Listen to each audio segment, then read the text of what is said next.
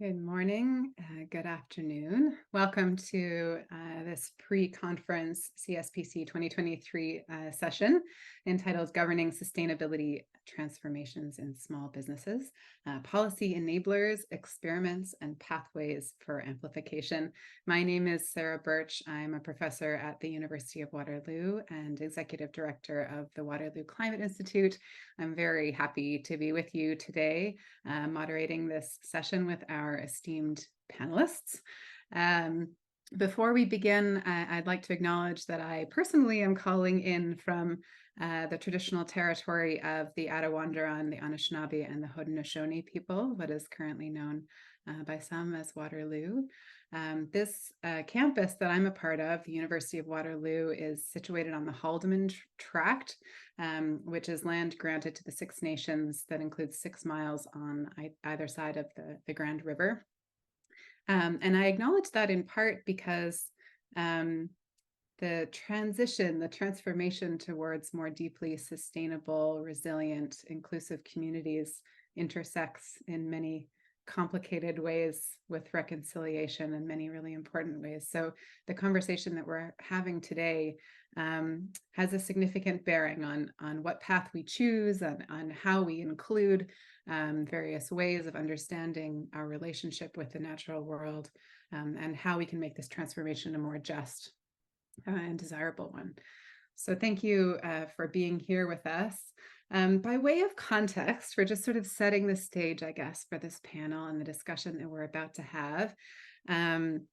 You may know that we are in the runway, the lead up to the 28th Conference of the Parties to the United Nations Framework Convention on Climate Change, to be held in Dubai in a few weeks. And this is the annual opportunity for nations around the globe to come together and discuss, negotiate our progress on this very urgent challenge of both reducing greenhouse gas emissions that are causing climate change, as well as making progress on protecting communities, adapting to the impacts of climate change as they unfold. Canada's progress has been slow, and the Intergovernmental Panel on Climate Change tells us that globally we are not yet on track to reaching our targets of constraining warming to less than 2 degrees above pre-industrial averages. And yet solutions exist in almost every sector and every region around the world. And we now have evidence of pathways we might follow to make better progress, faster progress towards low carbon resilient communities. So there's a mixed message there. We're not moving fast enough, but so many tools exist that didn't exist 15 or 20 years ago. And that's kind of where we find ourselves. And yet we have more challenges than climate change. While that is an urgent one and pressing and weaving through so many other things, we are also, collectively, I think, focused on creating healthy communities and supporting inclusive and just communities and regenerating our relationship with nature, enhancing biodiversity.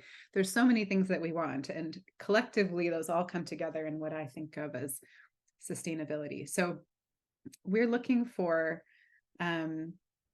transformative solutions to these interwoven, complex challenges that we're facing today. And those solutions or approaches or interventions can come from all sorts of places. And one group of actors, group of folks that are often neglected, I think, in this conversation is that of small businesses. There's just so many of them. They're incredibly diverse, incredibly complex and messy and innovative, but have so much to contribute to the question of sustainability transformation. So we're here to talk about that group and the policy context within which they operate, and to get some really useful insights into experiences working in this community, policy barriers or enablers that might enable sustainability transformations among them. So to that end, I would like to introduce my esteemed panelists who will join me in answering this complex question. So first off, we have Priyanka Lloyd, who is Executive Director of Green Economy Canada, a national nonprofit working to accelerate Canada's transition to a vibrant and inclusive net zero future. She holds a BSc from the University of Toronto, a Master of Science in Biochemistry from McGill University, and an MBA from Wilfrid Laurier University. Pardon me. Priyanka has held marketing and supply chain roles at Novartis Consumer Health and Frito-Lay, respectively, and was the business development manager for Reap Green Solutions. She was named to the 2017 Clean 16 and was selected in 2022 as one of the 100 women in energy transformation as a powerful and inspirational leader in Canada. So welcome, Priyanka. We also have Jose Di Bella, who is Manager of Research and Partnerships at the Waterloo Climate Institute at the University of Waterloo. Jose works closely with the Institute's researchers, partners, and collaborators to advance community-engaged research. He also leads the Institute's research development strategy and knowledge mobilization programs. Jose is an adjunct assistant professor in the Department of Geography and Environmental Management. His experience includes a significant international dimension of fieldwork and focus on the social and economic aspects of climate change adaptation and disaster risk reduction, working with the users of researchers such as businesses, international organizations, and communities in the design and implementation of climate change adaptation and disaster risk reduction strategies. Welcome, Jose. We have Meg O'Shea, who is a seasoned change manager who leads with passion and compassion. I can attest to that. She has made a habit of working at the leading edge of innovation, inspiring systems change in many arenas, including higher education, the small business sector, industrial symbiosis and the circular economy, textiles and design, the performing arts, food systems, and community-based initiatives. A consummate dilettante. Meg earned a Bachelor of Science in Chemistry, a Master's in Dance, I love that very much, and a PhD in Sustainability Studies, and is most engaged when bringing together disparate fields, objectives, and people to tackle big, gritty challenges collaboratively and to mutual benefit. Meg is a systems thinker, a skilled facilitator, an inclusive colleague, and a creative problem solver. Welcome, Meg. And last but very much not least, we have Nancy Oleweiler, who is an economist and professor in the School of Public Policy at Simon Fraser University. Her current research focuses on policies to reduce greenhouse gas emissions and increase resilience to climate change impacts. She has served on federal and provincial government advisory committees, and her current roles regarding climate change are as co-chair of BC's Climate Solutions Council, a member of 2 expert committees for the Canadian Climate Institute, Mitigation and Adaptation.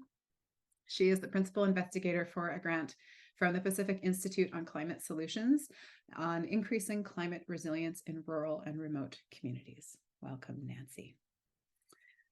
Thank you all for being here. I'm thrilled to hear what you have to say about our topic of sustainability transformations in the small business community. To begin our session together, actually, before I start, I just want to say that those of you in the audience are very welcome to ask questions in the Q&A box, and I will do my best to get to as many of them as I can in the Q&A portion of today. But before we get to that, we're going to allow each of our panelists here 4 or 5 minutes to respond to kind of a broader framing question through the lens of their own experience and their own focus. That question is, what do sustainability transformations look like in practice in the small business community? What is standing in the way, and what might accelerate progress? So that is our overarching question for our panelists to respond to in 4 or 5 minutes. And I'm going to begin, please, with Meg.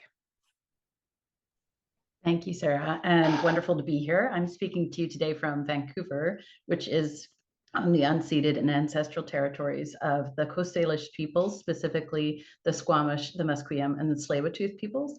And I thank you very much, Sarah, for giving such an appropriate tribute to the aims of reconciliation and how they intersect with our work here as we move towards business transformations for sustainability. Thank you for that. So I'm going to tell you a little bit about what I have spent more than 10 years doing out here in Vancouver, which is engaging with our small and medium business community with the aim of developing a much more resilient economy that is just circular, zero carbon, and inclusive. The most recently, I've been spending my time at the Vancouver Economic Commission, which was an independent agency of the City of Vancouver responsible for supporting the economy generally. And we were also the owners of 2 goals in the Greenest City Action Plan that was initiated in 2011. Feels like quite a while ago now. We were responsible for doubling the number of green jobs in Vancouver and doubling the number of businesses actively greening their operations. It was a lofty goal. I'm pleased to report that by the goal year of 2020, we did achieve doubling the number of businesses actively greening, and we just missed the mark on double the number of green jobs. But I have many theories about why those numbers didn't quite line up that we could talk about at some future point, I'm sure. So I wanted to start with the ways in which we supported businesses in that transformation.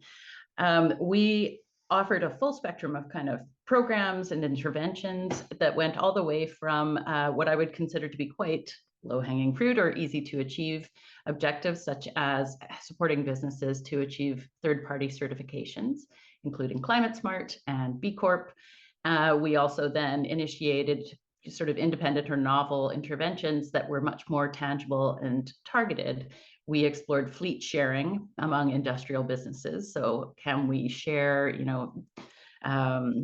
medium duty or heavy duty sized vehicles in an industrial area to limit the number of vehicles coming in and out, and also to make best use, optimize the existing vehicles that were there, with the aim that more users working together could then pool resources and purchase greener vehicles. It would also support the installation of more EV charging infrastructure, for example, if there were more users keen to be using those vehicles. We initiated a gray water research program in line with the City of Vancouver as they were developing a bylaw amendment for gray water use, investigating industrial businesses that really wanted to use rainwater or gray water recycled from their other operations, but that were limited by the existing bylaws around water use. And the city was able to adapt their bylaw to a degree to better allow businesses to make use of the resources that were already on their site.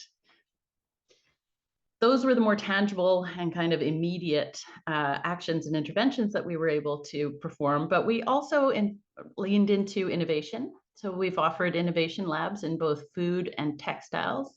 Most recently, the Circular Food Innovation Lab that was funded by the Carbon Neutral Cities Alliance worked with a spectrum of actors across the supply and value chain of food in the region. And alongside a team of designers from the Emily Carr University of Art and Design, we prototyped interventions with those participating businesses and really trialed ways in which their staff and their vendors and their customers could support a reduction in wasted food. That foundation of working together has really proven to be a starting point for us. The lab was about 8 months. It is now wrapped up. However, it's allowing us to build a multi-stakeholder coalition for advancing circular and just food systems that is going to be so much bigger than the Innovation Lab, but really starts from that premise of pre-competitive collaboration. So I'll just summarize it up really quickly. What I think is standing in the way of business transformation is support, hands-on support for the transformation that truly understands the realities of business. I also think that policy that stimulates and incentivizes is not yet reflecting that business reality, and regulation that restricts and disincentivizes is not yet defined around those high-level objectives that our governments do hold. So the two haven't sort of meshed in the middle yet. And I look forward to more conversation with the other panelists so we can dive in a little bit deeper on what this means and what we should do next. Thank you. Excellent. Thank you so much, Meg. So many themes that I'm sure will come back around in our discussion together. So now I'd like to pass the baton to Priyanka, please, for a 5-minute intervention. Yeah, thanks, Sarah. So much of what you said there, Meg, really resonates with me and our experience at Green Economy Canada. So for those of you that might not be familiar with us, we are a national nonprofit And our mission is to accelerate the business transition to a vibrant and inclusive net zero future. We've been around for over a decade, and we support a network of local green economy hubs across Canada. So these are programs that businesses can join to get support to measure their carbon footprint, set reduction targets, develop action plans, track progress, and communicate results. And these hubs also work on building capacity. So not just providing, technical support or connecting folks with technical experts, but really helping to build the knowledge and skills of these businesses to understand what the low carbon transition means, learn from each other to share successes and challenges, and then be recognized locally and nationally for the efforts that they're making. Because we've heard time and time again that really, the lack of these stories is one of the barriers that businesses face, is sort of knowing what to do, who else is doing it, and what's the business case for taking action.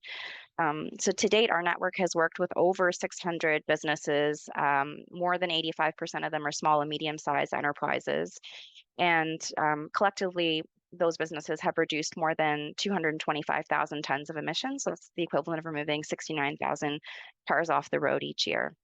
So all that to say that I think, we've developed a lot of really practical on the ground experience in knowing, what are some ways that businesses can really, be lit up to take this, to get on this path and make this a priority, and what are some things that kind of stand in their way. So, in terms of our own experience, it corroborates, research that Sarah, you've done, and others folks have done in the literature, that small and medium-sized enterprises compared to their larger private sector counterparts, they often face larger time, knowledge, and capacity barriers. Upfront financial costs are also a bit of a barrier there. They, in terms of just access to capital that they need to sort of run their business. And it's really being able to try to understand these characteristics of small businesses in terms of the barriers, but also recognizing that small businesses have nimbleness and flexibility and decision-making power, like a speed of decision-making power that really makes them well equipped once they know what to do to act on it. And so, a lot of stuff that we've prioritized right now when it comes to the low carbon transition, it's been focused at a policy level on heavy emitters and broad strokes policy pieces that are really critically important to get us where we need to be.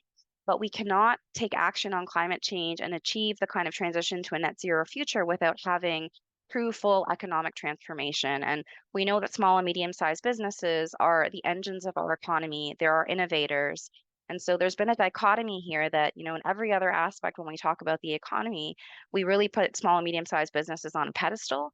But when it comes to, policies that are targeted at SMEs around decarbonization or actions and supports, that's really been a significant gap. And we can get into maybe some of what we've learned around, why there's not more of that. But in terms of, what is needed, businesses need to understand what climate change means relative to their operations. We can't expect transformation if there isn't understanding. And there's 1.3 million small and medium-sized enterprises in Canada, the vast majority of whom are worried about right now, how do I pay the bills? How do I keep my talent? How do I get the next sale? What's the next business opportunity? There's a whole host of other things that these businesses need to contend with. Even the most motivated ones that really care about this issue and want to do something about it, face the challenge of, how do I reconcile this with my core business? So we need to start investing more, not just in the technologies that businesses need to implement, but in building the capacity and working with businesses to measure their footprint so they can understand how it connects to their operations, and start building the internal skills and strategies to change culture and mindsets so that they have the ability to make the transition and it doesn't seem like this giant chasm we're asking them to cross. Excellent. Thank you, Priyanka. Likewise, I have so many key kind of thoughts that I hope we can all return to, because I think they're common to all of our experience with small firms, and so we'll return to that in our discussion. So thank you for that so much, and I'd like to now pass it to Nancy, please. Thank you, Sarah, and thank you to everyone for coming and all my fellow panelists. I'm coming to you today from the big island of Hawaii. So if you hear bird noises in the background, that's not my office. And I'd like to pay tribute to the first people of Hawaii who came here many hundreds of years ago and were very interested in sustainability. And kept the island and the islands as beautiful as they still are and helped contribute to that. So what Meg and Priyanka said, I think you're going to be hearing the same things from all of us. The small businesses are a huge part of our economy. They're people.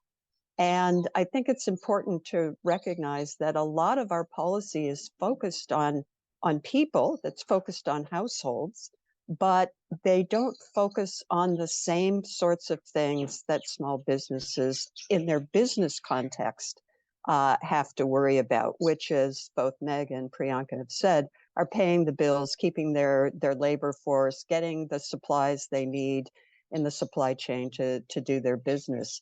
And one of the barriers to doing sustainability investments is they just have other priorities that have to keep the lights on and their workers paid.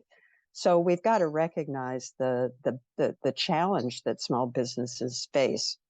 I'm, as Sarah said, the co-chair of the Climate Solutions Council, which is a legislatively mandated advisory to the Minister of Environment and Climate Change Solutions in British Columbia. And one of the things we do is try to provide support for the government, advice for the government, critique for the government of the policies they're doing to support our pathway to net zero. So I'm going to be mostly talking about climate mitigation and adaptation types of initiatives, but to recognize that these all go together, whether it's investing in protecting natural areas, reducing our plastics flow, the issues are very similar. So in my experience, we don't have good vehicles for listening to small business. We can all read reports, and I'm going to give you some statistics from reports, but it's, and there are organizations like the CFIB, Canadian Federation for Independent Business, who talk, but I don't think their voices are heard as much at the policy level. So one way to get that heard and to assist in that, I think, is important. It's challenging because of what my colleagues have said. There is very diverse. This is not a homogeneous group. It's not like hearing from the forest industry or the mining industry or the oil and gas sector or the automobile sector. They're all diverse, doing many different things at different levels, but there's got to be a better way to hear their voices and find ways of getting policy that do speak to them as both owners of the business, as people, and as people producing goods and services. So there's a huge interest in sustainability stuff, as my colleague said, but the barriers are ones that we can all, in our capacity, work on.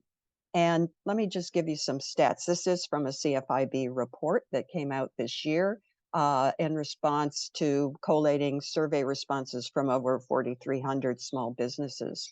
So 67% say that they're not sure if their change will make a difference, and they lack the practical knowledge and information about cost effectiveness, what works for them.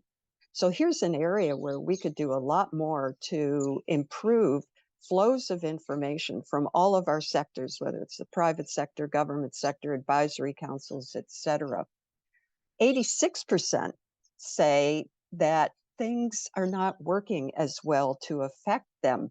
So those are things like the government grant programs don't incorporate them, or they're too costly, or they're not targeted enough.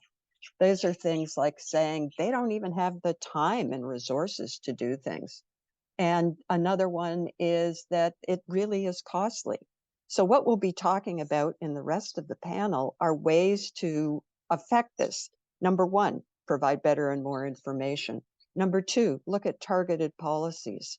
Number three, find ways to reduce, as my colleagues have said, some of the barriers. I'll give you some examples later on of not even allowing small businesses to access things that would protect them from climate impacts like fireproof materials. So there's a lot we can do. And I'll just conclude by saying one of the reasons this is also complex is we're dealing with multiple levels of government, federal, provincial, and local. And that is a crucial way. And we don't, and 10 provinces, 3 territories, and everybody's got their own policy regime. So it is a complex world, and we've just got to start addressing it in all the ways we can. Thanks, and I look forward to further discussion. Thank you, Nancy.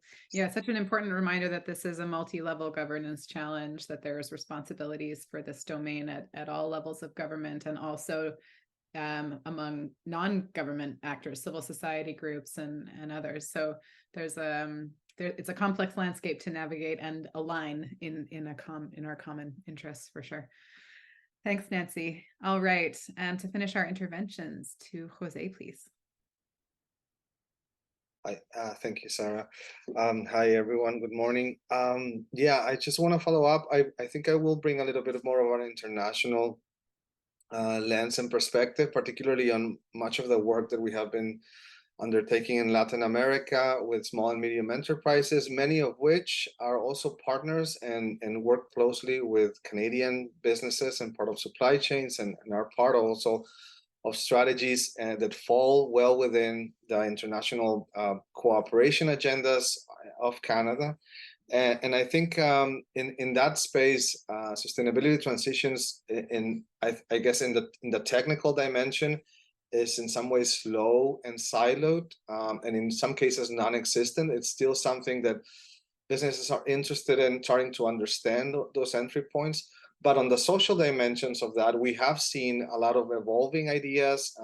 Many things that are being displayed by small and medium enterprises are quite creative in addressing challenges and immediate opportunities that are presenting to them, and some of which are based on the relationships that businesses are building with their partners, but also with the communities, or by initiatives that are being driven by employees.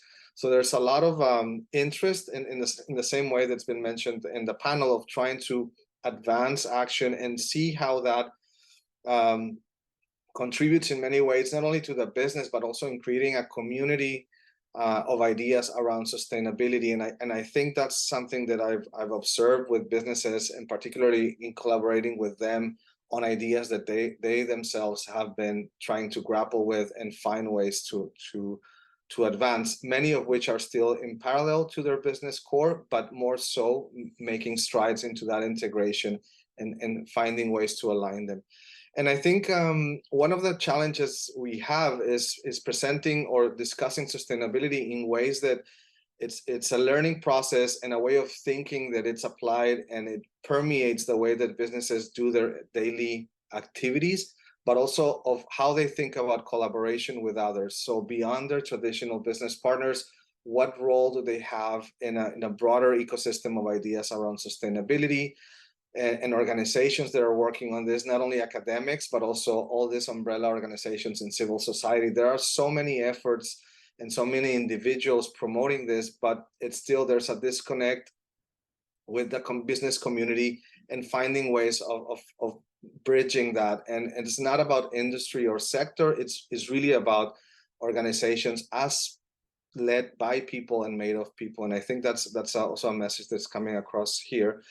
And I think another thing that it's standing in the way and changing that paradigm of what sustainability is beyond a technical component and more of a social piece is a mismatch on the policy and the programming side and the finance. I think we often tend to do that granting process or their access to resources a quite heavy lift for businesses in this desire to put outcomes at the forefront, and the way we assess their ideas or the way that we evaluate their outcomes is quite a heavy red tape ridden process. And I think part of that needs to open up and then find a match that really is targeting the ideas and the novelty that it's happening within businesses, which is what they traditionally do in finding those fits and helping them really rapidly move forward, even with ideas around sustainability that are addressing their ongoing challenges as a good rapid entry point that then evolves into more complex strategies and more complex fit.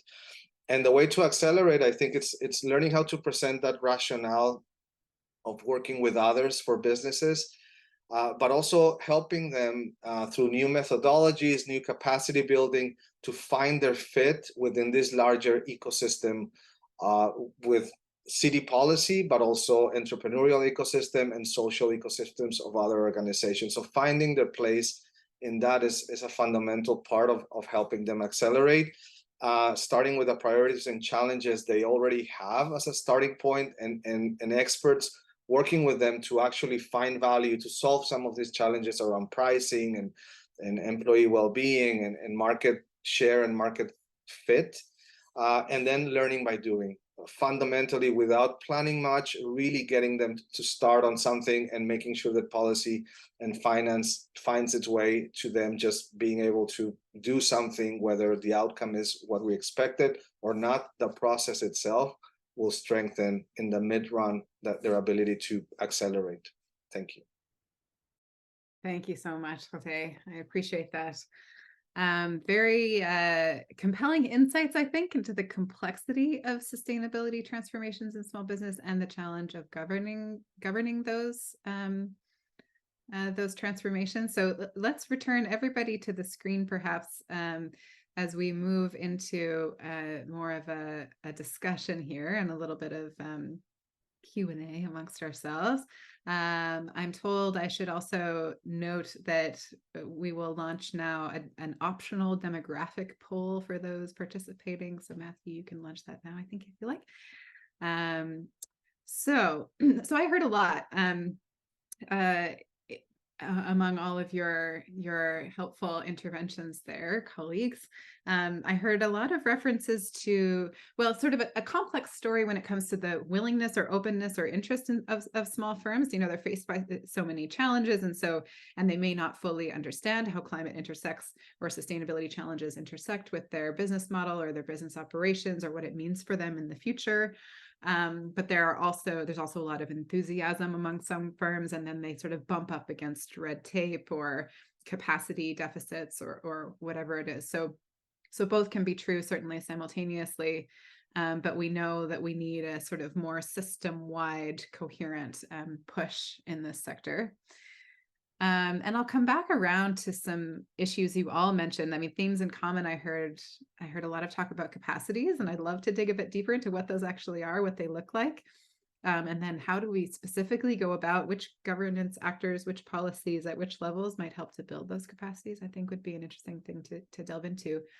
But to begin, Nancy, you kicked off your comments by saying that decision makers, policymakers, regulators have few opportunities or mechanisms, vehicles, you said, to listen to the needs and the challenges of small businesses.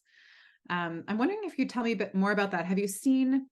Do you have from your experience any examples of that working well, of good mechanisms for feeding the demands and challenges faced by small businesses into government? And if not, what should change there to do a better job? It'd be easier if you said, what are the bad examples first, Sarah? So, because I could tell you lots of that. And let me start with, maybe I will start with some of the bad examples. I mean, we do a lot of, I almost want to put air quotes around the word consultation, which is, we've got a new policy. You have 90 days to give feedback on this policy. You may write a letter, you may, do those sorts of things. Occasionally, there are actual discussions. And, the write a letter, the put in your concerns, those are open to anybody, small business people, big business, and lots of people write in. What's missing is feedback. So what I think is missing is saying, this is what we heard. This is how we're dealing or thinking about what we heard. And I'm talking about all levels of government here now, not just one. But the further up you go, the food chain in terms of governments, the more divorced everybody is from the decision making. So one thing I think that would be helpful is to say, here's what we heard and here's what we're doing about it. To go back, What works better are smaller discussions with affected parties. What works better is having like the organizations of everybody else on the panel. I'm one that's not in that business other than through my council work, is to actually hear from those sectors. And I'm on another advisory board on regulation for the federal government, and hearing the stories of individual groups or actors or representatives of those sectors are very powerful. So I would say that's one of the ways that we could do better, is to come in and hear what they're saying to us, as opposed to asking for written feedback, sending it all in, here's the consultation, what do we do about it? I think that would be really, really one way to be more helpful and recognize the diversity. But there are many common themes, and I'll just talk about one that I want to talk about more later. What's missing in a lot of policy directed towards grants and subsidies and other things for sustainability initiatives is the recognition of the ability of the sector to do something. 71% of small businesses don't own their own buildings. They're tenants. They can't make those kinds of investments. How do we recognize that? There are ways to do it, but just getting those kinds of bits of information, like I can buy a heat pump for my house, but they can't switch from natural gas to electricity if they're a tenant. So recognizing some of those things and putting them into the policy mix, I think would be really helpful. Thanks, Sarah. Thanks, Nancy. That's a really good segue, actually, because we could build I think we could envision and put into practice perhaps some of this deeper, more nuanced and iterative, not simple, directional consultation. Give us your thoughts on this policy we've already decided, but deeper engagement with affected parties. But you're saying, there needs to be real knowledge of the day-to-day barriers and experiences and realities of what it means to run a small business. And you gave a really good example there. So I wonder, Meg, do you have other examples like that, or other sort of insights into the reality that small businesses face, that had we these better mechanisms, these better vehicles for listening, that would be heard? Yeah, I don't have the answer, because if I had the answer, there we would be, hopefully. But I will absolutely mention a couple experiments, I guess, that we did in our course of work that taught us a lot about the business reality and that we hope to feed up to policymakers. For example, we know that the building stock in most cities in Canada, certainly in Vancouver, is aging and leaking in terms of heat and water and all other resources that we really want to maximize. And we worked with 10 different businesses operating in industrial buildings. It was about a 50% owner-operator versus tenanted situation, and asked them what they would actually need to retrofit in order to conserve more energy and be more climate conscious in their operations within the building. And what we really heard from them was that, again, this is in Vancouver, this is in a particular bubble here, this is not the case for businesses all over the world, but that the financing of change actually wasn't a barrier. It's built into their operational budgets, and they knew that they would have to make changes along the way in order to keep their building operational. Rather, it was the project management required to know which windows could be used in the retrofit, to plan for the work disruption or delays when a new sort of door, a threshold is being installed. And they really wanted to be a bit handheld through that with somebody who understood the process that they undertake in their business. So if you're a printing firm, they were hoping to find a project manager that really understood what it takes to run 5 prints of large orders in a day, so that work disruption could be built into the project management of retrofit. And they seem like they are potentially really distant needs within a business. However, they're so deeply integrated because the work in that instance, in that example, is very physical. I wanted to say that I think it brings us back to the question of reconciliation by way of, we have emerging examples that are not yet, tested and sort of proven out for co-regulation and co-creation with First Nations, particularly around resource management. Thinking of the Taltan mining operation that's happening now in central BC as one of the first incidences of true co-regulation between the local First Nation and the provincial government. What if we imagined taking that approach with our small and medium businesses? We know they still have limited capacity. By the way, our First Nations absolutely have experienced that lack of capacity as well, and lack of voice. Maybe there are lessons that we can take from one to the other and better understand how businesses can contribute to fulfilling their own destiny and co-creating the policy that will support them in that transition. And that's wild speculation. I'm just throwing it out there. It occurred to me while Nancy was speaking. No, I think that's really important. And, there's, we often keep these projects or initiatives or whatever in their neat little silos, right? Like, this is a resource development strategy over here and it's a provincial government and First Nations arrangement, and that's very different from everything else. But in fact, there's so many lessons that are transferable about, the partnership or the trust or the mechanism of collaboration or whatever, that I think can be, at least part of it, transferred to other scales and other contexts. And it's a shame, certainly, to lose that learning and keep it in its own little box. So that's a really great point. Yeah. Okay. So Priyanka, do you want to jump in here maybe and tell us a little bit more about your experience in engaging with and talking to policymakers who may be struggling to support small business sustainability to the extent that they wish they could. So what do you think is standing in the way there, or what have you heard about that experience? Yeah, absolutely. I think, I would echo just through lived experience what Nancy has said there around, creating forums or collaborative discussions where there's the ability to engage in dialogue rather than sort of passively receive information that you don't know whether, has it been incorporated or not, or why. We've held roundtables in different geographies to kind of bring together policymakers, academia, service providers, businesses. So not just thinking about it from a policymaker business perspective, but sort of who are the people connected in the ecosystem, because it's all interconnected. And the ability to hear on both sides, what the challenges and the opportunities are has left an impact, even if sort of the broader constraints in the system still make it difficult right now for policymakers to engage. So some of the things that we heard, again, I'm not saying this is true across the board, but some of the feedback that we've heard is from a policymaker perspective, what things that have been said, echoed here. So small and medium-sized business is incredibly important, but very heterogeneous, really difficult to design policies that are gonna, fit all of them.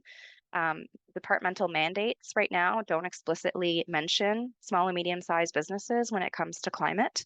And so the lack of those departmental mandates means that it's really important, no matter how much staff and internally might be interested and feel it's important to engage small and medium-sized businesses. That's not within the mandate or the direction that department is supposed to be working to. So they're handcuffed that way.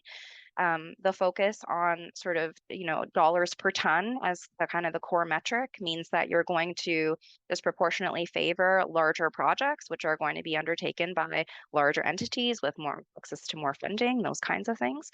And, the way that also plays itself through is that in the design of these funding programs, they're both too complex for SMEs to navigate, understand what to do, and also the time to do them. And then the cost floors and the cost ceilings, so like, how much you'd have to invest up front or the size of the project, is also not right sized for a small and medium sized business. So just in terms of everything from like the design of these programs and what they're set up to accomplish from the get-go doesn't fit what a small and medium sized business would be able to do. And that's okay from the perspective that we shouldn't stop looking at the ways to get the most amount of GHG reductions in the quickest time. That is incredible. So we try to play that role as Green Economy Canada. There's a lot of power in being able to educate existing business networks around this low carbon transition, but just, kind of wanting to acknowledge that there's work that needs to be done to build the skills and literacy of the folks that engage with businesses in addition to the businesses themselves. So, for folks like CFIB, just because they were brought up before, a tremendous opportunity there, right? But in terms of, if the businesses that are part of CFIB, if what they're concerned about is costs right now, and part of costs, it's carbon tax, it becomes a really like lowest common denominator in terms of what is the government hearing. Whereas, eh, whereas for our network, there are businesses that are interested in engaging in this transition. They're also facing those barriers, but there's a different kind of conversation because there's a more rounded understanding of what needs to happen. And that's not a knock on any business network that's out there whatsoever. I think it speaks to the challenge of us needing to think about how do we build education around what does the low carbon transition mean, and how can we start to tease apart nuances that are not only focused on affordability, which is incredibly important, but some of these other pieces around what is it actually going to take to support the transition. Yeah, that's a great point. And I think, maybe we need to dig a bit deeper because we're holding in tension, I think, this challenge of reducing greenhouse gas emissions, which is a very technical, measurable in most cases, and also fairly narrow set of objectives. But this is framed as we've been talking here about a sustainability transformation. So there's more at play than just greenhouse gas emissions, right? There's resilience to climate change impacts, those floods and fires and heat that we are already experiencing here in Canada. There is reconciliation, justice, and inclusion, which is, in my view, it's not a drag on sustainability transformations. It's absolutely the lever, the avenue to accelerated progress. So that has to be part of our core considerations. And also biodiversity and health. And, essentially, what does it mean to have thriving communities, right? And an inclusive, thriving economy. And those capacities to build those things are very different than the capacities that are required to incrementally ratchet down greenhouse gas emissions, and you design policy accordingly. So with all that rant in mind, maybe I'll punt it over to you, Jose, to, can you reflect for us, I guess, a bit on a richer understanding of what capacities small firms or the ecosystem that supports small firms might need to pursue this deeper transformation, not just ratcheting down GHGs? Thank you. Yeah, I think first and foremost is that their desire to build that capacity, and that begins by understanding why they should and what it's needed. And I think that's part of that message of rounding it up beyond just a technical approach, and something that is perceived to be an additionality, a burden that then translates it into a compliance. And then when it translates into compliance, then you go at it in a very technical way, in a way that and again, not to dig on certifications or other approaches, but it's a quite heavily and often leads to non-desirable solutions in the way that they're just something that it's in paper, but the culture of the organization and their approach to working with others does not change. And I think that's at the core of the type of capacities that we need to be thinking about. And in my mind, and what we've seen and observed is that we probably need again, sorry, the repetition, but observable change within the organization and among their partners. Something that happens by initiative or by way of innovation that others can share and maybe not adopt wholesale, but then they can share information, they can share an experience. And that's part of that process of building their ability to pinpoint where they are actually already doing something that falls under that category of capacity to push forward a sustainability transition in their business and their community, and then helping systematize that in meaningful ways that then translates into every day as an engine of, in some ways, co-evolving, building that architecture that then will be filled by them moving forward. And I think we're not there yet because we haven't both bridged the language, and also we need to work more closely with businesses. And I think that means presence, and there's not maybe roles in the local governments yet, and local economic development agencies, and talking as a researcher, also building that into academia, more so not only with people that work with businesses, but people with work with community in general, how you bring businesses into those projects and how to make sure that they can learn from others and then spark that ingenuity to find those solutions. And I think that's the start of a building capacity of learning by doing, but in a very, very deliberate way. And I'm just to finish, I can see in the tourism sector, we have tourism promoters. No, there's that role of constant presence and visiting the field, visiting businesses, that then it feeds into how tourism is seen and promoted in cities.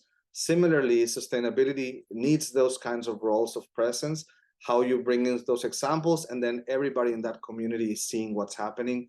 And that actually, there's a connecting point of people doing that work and helping them move forward. Thank you. Thanks, Jose. Really interesting that some of you are articulating some new roles and responsibilities that aren't kind of our immediate go-to, I guess, that would help to enable these transformations. Like, was it Meg? I think he was talking about a project manager. Yes, like a project manager that had technical knowledge of the firm to shepherd through each step and really, understand when and where and why to do these interventions. And likewise, Jose is pointing to these deeply embedded roles within a sector or whatever to generate a shift in thinking and understanding about the challenges. So that's interesting. And I've certainly found this in my own work, that with municipal folks, for instance, and somebody mentioned departmental mandates. I think Priyanka, you mentioned this, that these working with small firms on sustainability has to be a part of your job description. It has to be a part of your responsibilities and your mandate, so that time is devoted and it isn't sort of off the corner of someone's desk. Meg, your hand was up first, if you'd like to jump in there. Thanks. Yeah, Jose, wonderful introduction to sort of metrics and how measuring what matters actually influences what we do with it. So I'd like to bounce off of that and move into scale. I don't actually know that I've heard the word scale yet in this conversation, which is so funny because the whole point is that small and medium businesses operate at a scale that makes so much of this transformation quite difficult, right? They don't have necessarily the workforce in their 5-person operation to have somebody specifically responsible for sustainability, for example. There are lots of roles and offerings, I think, that are necessary to support the transformation that are vastly out of range for that small and medium business, as you said, Sarah. An example that it makes me conjure from Vancouver is that there's a major shift towards deconstruction of homes that are older than a certain age. And the city enabled that through their deconstruction building bylaw. We are a chartered city, and so we have our own building code. They are measuring the impact of the deconstruction bylaw by the number of homes that are deconstructed and the volume of materials that are recovered from those homes. However, we have, I think, 13 different businesses in Vancouver who have really tried to leverage the economic opportunity then that the deconstruction bylaw has unlocked by conducting the deconstruction, recovering the materials. Nobody has cracked the code on the end market for those materials, on where they get collected, where they get recovered or remanufactured, how to access a consumer market that is reliable, that we know that there will be uptake of those materials into future builds or however they might be used. So there's the 13 or so businesses, again, we're kind of a small city, have articulated really clearly the need for a central collection, remanufacturing, and resale site where they can bring materials, where they can be value added, plus where they can reach an organized and dependable market. However, on the way to a fully functioning value chain of deconstructed materials, it's not yet economically viable to run the site. Our real estate market, for one thing, costs everybody out of a centralized site, for example. And then there's operational costs there that aren't yet recoverable because the status of recovered materials hasn't gone up enough to raise the cost. So this is an obvious moment for government intervention and strategic investment to create the site to fund an organization to run it during those lean startup years, and potentially to provide some scaffolding into future years as well, just to ensure that the deconstruction bylaw actually achieves what it is set out to achieve, and those materials go into new or future builds. It's lacking. It's an opportunity for the government to be there. What the absence of metrics around how the materials are taken up have limited the government's ability to see that opportunity. Interesting. What a great, clear example of, a couple links in the chain being forged without the next couple of links ready yet, right? And without the metrics generating the data that would inform the creation of those links. So that's yes, and I think one of the firms that is engaged in just what you described is a case study in our Transform project. So this issue of circular practices in the construction and deconstruction industry is a real challenge in finding market for those materials. Nancy, I saw your hand flit up earlier and back down. Is it? Oh, I just took it down because it's, it's like, call on me, call on me. No, I just want to build on something Meg said. The other thing is to look at our regulatory system where there may be barriers to the kinds of things Meg is talking about.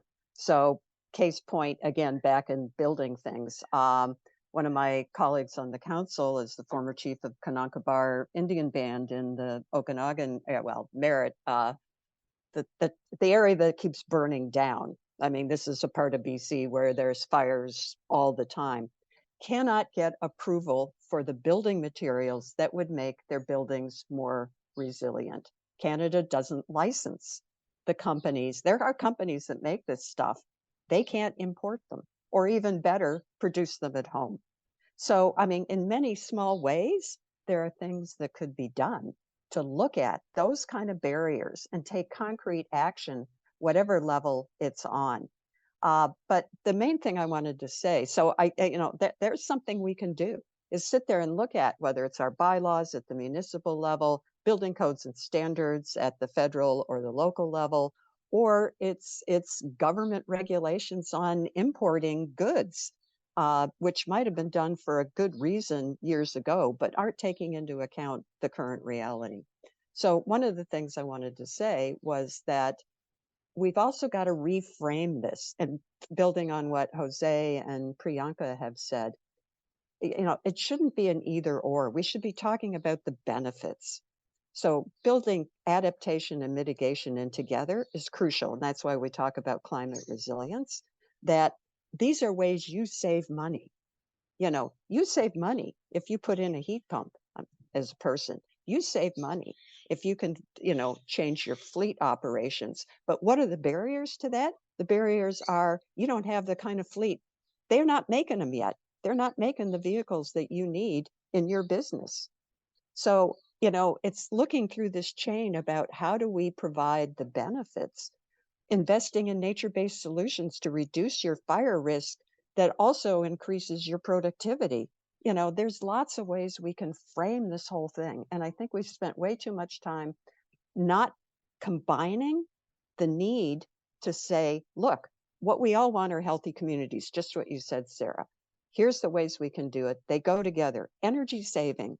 Nobody wants to burn more or use up more energy than they need to stay warm, to keep the lights on, to manufacture their goods. So we've got to reframe this story and get our programs and our policies to deal with it as well. So things like the growing opposition to the carbon tax. I mean, we got to tell people what carbon tax does, but maybe we got to look at programs. Households, if you're part of the Canada, carbon tax thing, households get the rebate checks. Small businesses don't. Now, they may be the owners of, they may get it indirectly as a human, but, think about that. They don't see the benefits. In BC, when we brought in the carbon tax, we reduced the tax rates. Well, on individuals and on corporations. But you're a small business, your tax rate's already tiny. Didn't do them any good. I mean, sorry, that's an overstatement. I mean, there was a benefit. But, think about the ways that you can target these programs better to say, this is inclusive. We hear you. We are all talking about hearing you. So these are ways to think about it and, put the picture together. That's really helpful. So, and in the interest of putting the picture together, I mean, what I'm hearing is, and I like a policy brief or something is kind of formulating in my head, but there's lots of really specific, concrete or something examples of bylaws and regulations and changes that could unlock an increment of change in a certain sector or size of firm. And I think those are really important and underappreciated and unclear in many cases. I wonder if we could also take a couple steps back or earlier in the chain of events, because we've found that in firms that are doing really excellent work on sustainability, they're not just doing one thing; they're doing multiple things. Right? There are many practices unfolding simultaneously within a firm. So what levers do we need to push on to create a context within which multiple practices can emerge, not just one that's sort of narrowly technically focused? Does that make sense? Because we are trying to wrap our minds around this fairly nebulous but ambitious idea of deeper sustainability transformations rather than incremental change on one metric. So what does that look like in your experience in sort of creating the fertile ground within a firm or within a constellation of actors out of which many ambitious practices can grow?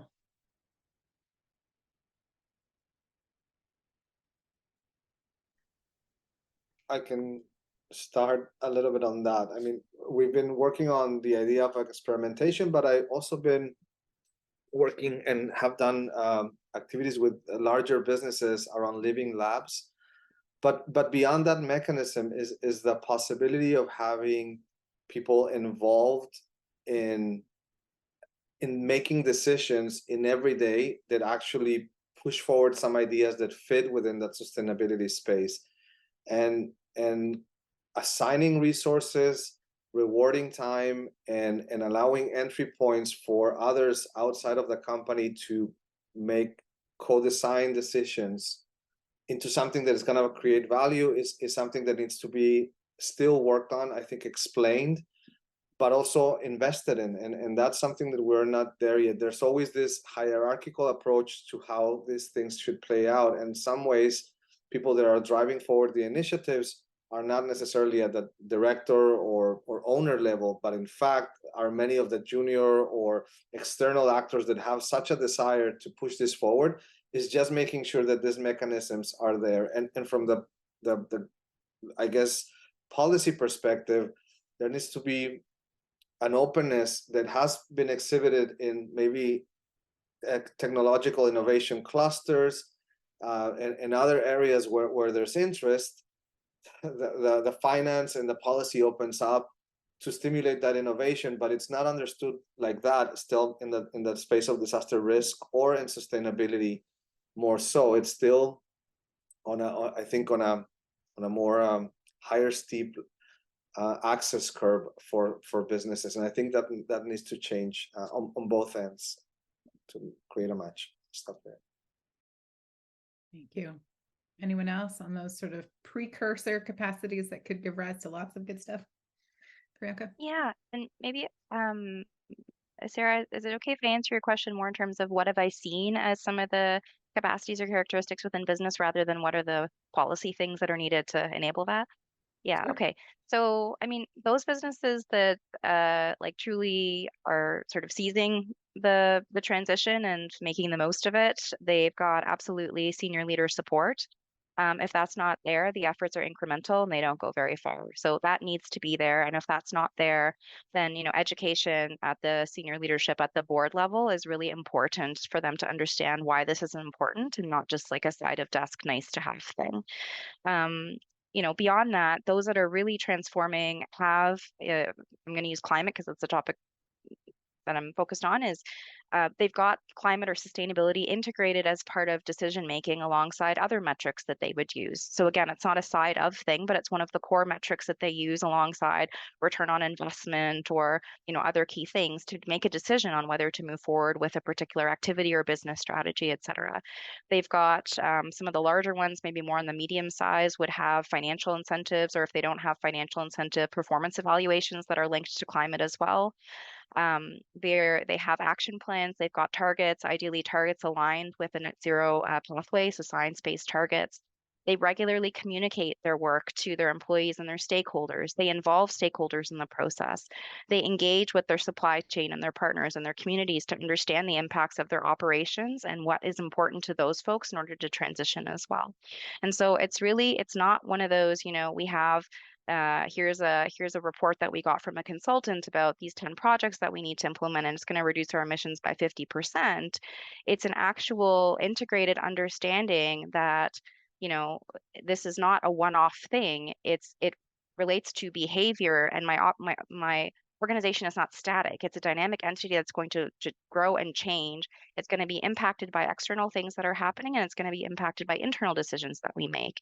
And so understanding that is the crux beyond any specific project that is implemented.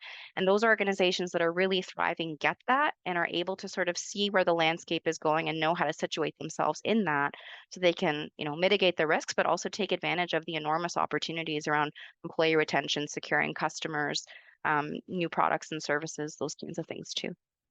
That's really helpful. Yeah, I think that's a great encapsulation of just the need for deep embedding of the values and metrics associated with sustainability rather than sort of these isolated one-off projects that don't at all change the way decisions are made or people are recruited or new products and services are designed. So that deep embedding is, it seems to be very crucial. Meg. I wanted to continue to build on, it's the individuals, especially in a smaller medium business, that really have the biggest impact. However, that needs to occur in a conducive environment for change. I'm encouraged by the upcoming regulation for climate-based financial risk disclosures that will be impacting all businesses in Canada within the next couple of years. However, it is a crisis for those small businesses if they don't have the expertise on staff in order to fulfill and report appropriately. And so that makes me look at the training and education systems that we have in place, knowing that we can train new incoming employees in any program at which they're studying in the ways of sustainability as a comprehensive network of responsibilities, so that when they're hired into an organization that comes under these new regulations for disclosure, they are a person who can start to help the firm shape how they'll report on that and how the data and metrics need to be adjusted in order to make that easy every year. A good example of that happening here is that the Greater Vancouver Board of Trade is partnered with the British Columbia Institute of Technology. So GBBOT is partnered with BCIT on an ESG micro-credential. The ESG micro-credential is being offered at sort of mid to senior level executives across any size of firm or sector, and it's become very popular. They walk away with an actual credential that goes on their resume, and they walk straight back into their own firm and start to implement the change that they were taught and exposed to in the micro-credential. Because because the Board of Trade is involved, it is supplemented. Because BCIT is involved, it's highly recognized and authoritative, and it so far has proven to be a great success. So I'd love to see more engagement between upcoming regulations like disclosures and the response in the training sector. Great. Yeah, another great example. I want to look into that ESG micro-credential. It sounds really fantastic. Nancy. Yeah, I'm just going to build on that too, and thanks, Meg, for saying that, because it means those of us in the education sector should pick up the pace, and not just let BCIT, but some of the other schools take advantage of that. I mean, our young people coming out now are totally attuned to this. The barrier is how to bring it into practice and get it recognized. But what I was going to say, just a really small intervention, is recognize our champions. I've been, involved in local, many of my past lives, involved in local boards of trade. And one of them, the Surrey, this is in Greater Vancouver where I normally live, is recognizing environmental champions. And I went to this luncheon where they had 4 firms, small business, all of them. And it was so inspirational and it was so neat, and publicizing that. And, they showed how they could do it. So it can, whatever we're talking about, greater sustainability investment can be done, but it's showcasing how they did it. One was, I forget what the companies were. One was a trucking business. And one of the things they did was they more efficiently did their deliveries. So they reduced their fuel consumption by having more efficient deliveries. They had to work with some of the municipalities to get them to deliver at 5 a.m. instead of during business hours where there was all the congestion. So, I mean, it's putting all the pieces together, but recognizing and no better spokespeople are not us, are the people in the small business community who can say, here's what I did and here's how I did it. Yeah, agreed. We here in Waterloo Region, we have a nonprofit, Sustainable Waterloo Region, and they have their annual evening of recognition, and it's a very joyful, proud, lovely evening, really, where the personal stories of transformation and all the bumps and hiccups, but ultimately some progress is celebrated. And I agree, we've found in our work a lot as well that those learning exchanges from the B2B stuff, facilitated by perhaps organizations like ours or researchers or whatever, and enabled and supported by us, can be really, really powerful. And it's those lived experiences of what worked and how they got around tricky barriers, or how they worked with, a less than supportive policy environment in some cases, that can make real change. I have one question that may go back to you, Nancy, but others, if you have some thoughts on this, I'm really interested.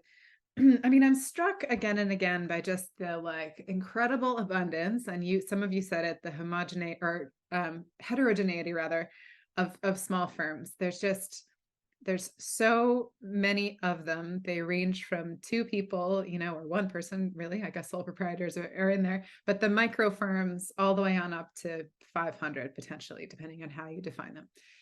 Completely different experiences and organizational structures, totally different sectors and challenges. And I hear from at least the municipal decision makers, like the economic development departments and others that I work with, that's a real challenge, grappling with that heterogeneity and making programs. And you all mentioned that they aren't fit for purpose and all of this. So have you seen effective ways to parse that diversity and still develop programs or tools or incentives or whatever, that are targeted and fit for purpose, but efficient, because, you have to cluster somehow. And obviously there's sectoral clusters and other ways to do that. But how has that gone in practice? Are there good examples to follow? Meg, this might be up your alley as well. Meg or Nancy, I'm not sure. Thanks. Yeah, I'm actually going to point you outside of Vancouver, shocking, to Montreal, where CERIAC is leading a living labs process with a sectoral focus. And their living lab process manages to engage hundreds of businesses at a time in a sector on, climate right solutions.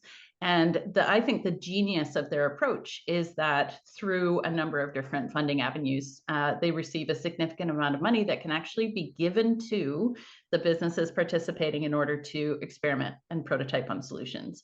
Now, I know Transform at Waterloo certainly has that, not intention, right? I think it's operational now as well. That the whole process enables one person sort of outside of the lab watching all of that attempt at transformation happening all at once.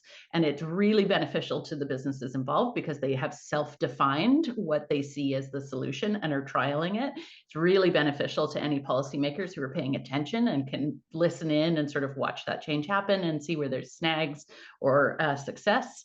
And then, I don't know, I think, globally, CERIAC is doing an amazing job of advertising, promoting, really communicating all of the transformation that has occurred, why it didn't work, when it worked, et cetera. So it's this intermediary role, right, that Priyanka, we've been referencing throughout. There is a role for an intermediary at a scale larger than small business, but that works to enable the transformation by a small business rather than imposing it onto a small business, that is then able also to aggregate those stories and that change, provide it to government, policymakers, regulators, and others.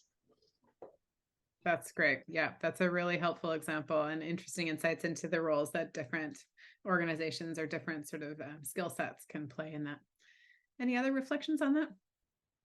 Nancy, I know you had your hand up there. I did want to follow up with what Meg said, but I'll let you go first and not interrupt. No, you go first and then I'll go after you, because you may Okay. say what I was going to say and then I don't have to say Or I may anything. forget what I'm going to say and then you say it. So that's all good too.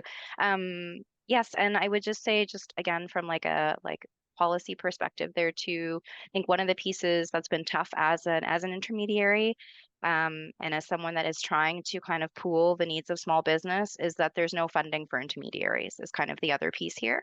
Is that when we talk about capacity building, we don't value the work that organizations are trying to do to be the conductor and help all of the beautiful instruments that exist work together. So, we have a lot of these independent programs that launch. Everybody has a wonderful greeting program. Small businesses don't have the time to figure out what's the difference between them and when do I access what and what's still relevant and what's gone. The role that we try to play, and I know other intermediaries try to play, is to remove that noise and say, great, let's figure out what the need is. Let's connect you to the right resources at the right time and make this easy for you to navigate this pathway. But, even in instances where we've tried to, for example, bundle, there's been a program that's come out from the federal government, Low Carbon Economy Fund. Again, the threshold to apply is so high that any individual business can't get there. It's okay, great, let's play the role of aggregating. We'll get 10 businesses together and we'll aggregate the projects. Huge administrative load to do that. There's no funding that's recoverable for an intermediary to go and do the aggregation. It has to be directly for the project, right? So that's just another way we need to start thinking about these things, where if we want to simplify the load to actually work with individual businesses, we have to also then make sure that we're funding the layer that can support with aggregating those needs to make the administration more feasible for layers that are higher up. We are going to be launching a report very soon, in a couple of months, with a bunch of these different recommendations that we've talked about from a policy perspective. But one thing I did want to just drop as kind of a preview of something that we would, we're sort of looking at suggesting. There's sort of two things. One is just from a accessing these kinds of programs perspective, the ability for a business to put in kind of a letter of intent, or a 1 or 2 page, here's what I intend to do with my project, instead of filling out the full thing to know if the project qualifies. That would make a significant difference. It's a small change maybe, but it would help to maybe create a little bit more flexibility. And then the other thing too is to maybe consider beyond so we know for certain sectors, there's going to be certain kinds of things that are common. We've seen this in having done hundreds and hundreds of greenhouse gas inventories. Each business is unique, but there's a little bit of a fingerprint, right, depending on your sector, of where you're commonly going to see the highest sources of emissions. And so there are ways to better from a sectoral perspective, be able to design programs that might get a broader swath of businesses. But outside of that, rather than being so focused on funding specific, here's a heat pump, or here's a, whatever, a boiler, what if we instead funded businesses to get on a pathway to net zero? Right? So what if what we funded was, I'm a small business, I've measured my greenhouse gas emissions, here's what this looks like for me, here's what my biggest opportunities are. I would like to access some funding to develop an action plan and set a target. Once that, funding has been provided and those steps have been completed, great, I am now back to access some funding in order to implement my plan. And as I'm making progress towards my goals, more funding can be unlocked. And it's not providing funding for everything. It's not being prescriptive about what specifically you can or cannot do. It's helping that business get on a pathway that they need with the constraints that they have, focused on progress and culture building and integration. And that's the kind of stuff that would be so great to sort of see, and be very different from any sort of funding program that I have seen administered to date. That's really helpful. And I think really highlights this need for the appropriate amount of expansiveness and openness to creative, like puzzle piece fitting to get to the end goal, rather than this narrow, targeted, possibly ill-suited approach. And we've heard again and again from you all, and from the folks we've worked with, that the issue of red tape, the issue of the administrative burden, just the complexity of knowing when and how and why to fill out paperwork and this kind of thing is just completely beyond the capacity of most small firms, and easing up on that could unleash quite a lot of really great work and creativity. Nancy, did Priyanka say what you wanted to say? You still want to say? Yeah, I just want to say that what we're talking about here also helps government and policymakers, because they have a capacity issue too. Mm-hmm. How do we tell that project A is a legit project versus project B that comes in? So the role of trusted intermediaries, and here I'm making a pitch to fund Priyanka and Meg and all these, this is blatant boosterism of what you've heard today. But, because of the ability of organizations that are intermediaries to pool their resources, to have the expertise, it also solves government problems. Because one of the reasons they have all of these rules and targeted and very narrow is then they can say, yeah, I can fund a heat pump rather than I'm funding a climate resilient project. And again, I just want to echo that we should continue to keep talking about mitigation and adaptation and better communities together. That's, and I'm all in favor of what they've said. Because our programs, I mean, I could go through the list of all the programs and who they funded and see the barriers and who is left out.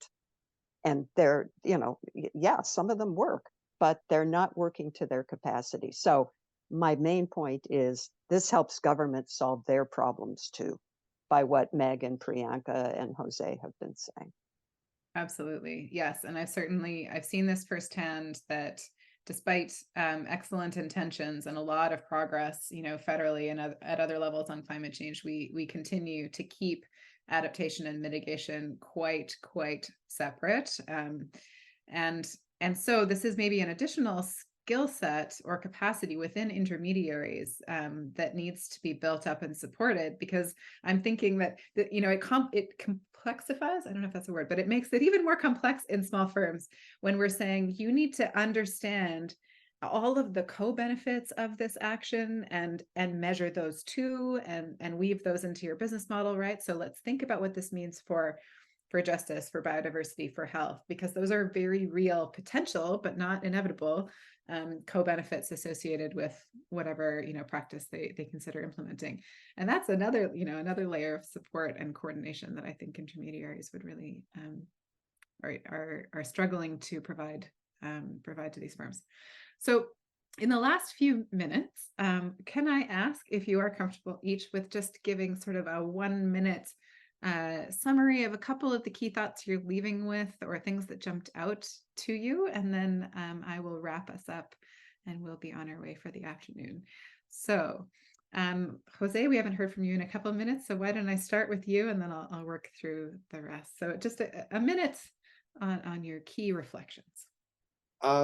Thank you so much. I've learned a lot from some of the things that said, and also echoing some of the ideas that we've been working with. I think minimizing access and building trust into people's desire to actually implement some of these things, and then through that building that kind of tiered system of progression is something we need to work with. And I think also erasing a little bit of the boundaries between small, medium businesses and other key actors in cities is fundamental to making actual progress at the urban level, at least, and similarly in other types of geographic spaces, but more so that collaborative approach and the role that intermediaries and others with governments can actually build something that starts to become a tangible progress on this target. So thank you so much for the invitation to participate, and I'm glad to have seen all of you here. Thank you, Jose. Meg, would you like to jump in? Yeah, absolutely. I echo Jose's thanks. This has been a very stimulating discussion, wildly different than our pre-planning discussion that we thought we would just emulate, which means, there's so much more still to uncover. So let's do this again soon, I think is my sort of abiding comment. But I will return to the objective, I guess, of the panel here. We were to discuss what is in the way of transformation in small businesses for climate right solutions. And it makes me think about the word transformation itself. It, to me, describes a radical, fundamental, and swift change. And we use terms like tipping point and sea change that I think give us the feeling that progress beyond that tipping point will be automatic or will proceed in an unbarriered fashion. And that's just not the case. Change, when change happens, takes effort, and there's always winners and losers in that effort as a result of change. So who's going to lose, and how can we proceed in a way that reduces negative impacts, particularly on those who have historically been disadvantaged? And the small and medium business community in Canada does not receive anything like the support that corporations in Canada receive from any level of government. So we need to be attentive to their needs and to be co-creative of the solutions with them. Those intermediary roles are really critical. And I echo Priyanka's call, fund them, fund the intermediaries. Thanks so much. Thanks, Meg. Priyanka? Yeah, I don't know that I have too much new to say there. I'm really grateful we're having this conversation. I think it's really important. And it's great to sort of meet other people that have been really passionate about this space too, and to have the time to sort of share pieces. I think, for me, it's been great to see how much commonality there's been between our experiences, even just sort of coming from different geographies and different backgrounds, but still so much that we've learned that is similar. And then, yeah, I would echo that to sort of say, like, for small and medium-sized businesses, I think just from a policy perspective, for those of us that are, working on the front lines here of the climate crisis, the policy certainty really does make a big difference. And, it is nerve-wracking every time there is an election or a sense that there's going to be some sort of rollback, right? And it's very confusing for businesses too, in terms of whether to invest or not, and those kinds of pieces. And small and medium-sized businesses, they're a really important demographic, a really important voting bloc, and they need to be brought along to understand why these changes are happening, why it's important, and how they're going to be supported to not just survive but thrive. It's understandable to date why there have been policy gaps in supports to small and medium-sized businesses, or less than adequate funding compared to larger counterparts. But I think now is the time to really, double down and make sure that we fill those gaps, because otherwise, it's not just that we're not going to be making progress on climate change at the scale that we need to, but we are going to start to see slide backs in other ways that are not going to be helpful. And the interconnection of all of these issues, right? Climate change, social justice, economy, like it's all part and parcel of the same thing. So yeah, I'm encouraged by these conversations. I'm seeing more of them across Canada, and let's just continue the progress. There's lots of people that want to see change happen, and there's solutions out there. Thank you so much, Priyanka. Nancy, final thoughts? Thank you. Thanks to everybody for giving us the opportunity for doing this. And it's been great to engage with all of you. I'm going to throw out a challenge for all levels of government. And that is, get your act together and start thinking about what this panel and others like us are saying, and come out with ways. I don't think, it's not just a program, but it's like, here's what we're trying to do. Here's why it's in your interest to do this. Here's how we're going to remove some of the barriers that we know exist. I mean, everything we've said today is not like, oh my God, I've never heard this before. It's, this has all been known. I mean, it goes back decades, centuries. So throw out, whether it's you take our advice and you fund the intermediaries and you say, okay, you guys give this information, but here's a program. And we're not going to time limit it. We're not going to say you have to have $50 million to get into it. Here's the challenge. We want to hear from you. These are what you need. And, let's just get our act together. And we can do this at the local level. We can do it at the provincial level. and I'd love to see it at the federal level as an overarching umbrella, to do something like this. I mean, we have there's other federal policies like healthcare. Okay, we're going to allocate, I pick a number, $200 billion. And this is going to be our sustainability initiative. And you put it together. So, I mean, throw out a challenge that says what we're saying. This is not, this is not the unknown unknowns. This is the known knowns. Get out there and put it together and give an opportunity for companies to tell you what they can do with our help, with providing that input, whether it's the training programs or the intermediaries. So put the pieces together, depolarize this stuff. I mean, the one thing I was thinking about is we're going in scary grounds right now about the polarization of it. I'm in favor of this, I'm in favor of that. Nobody's opposed to living a better life. Let's do it in a way that we can throw out that challenge at all levels.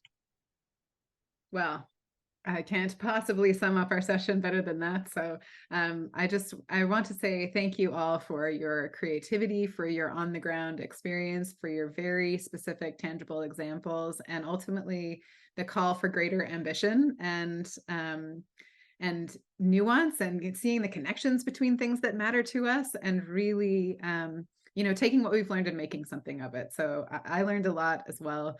Thank you all for joining me today from all your various time zones. Have an excellent afternoon. Thank you to the CSPC folks for having us and for coordinating so well this session, and enjoy the rest of the conference. Take care. Goodbye. Thank you, Sarah. Thank you, Sarah. Everyone.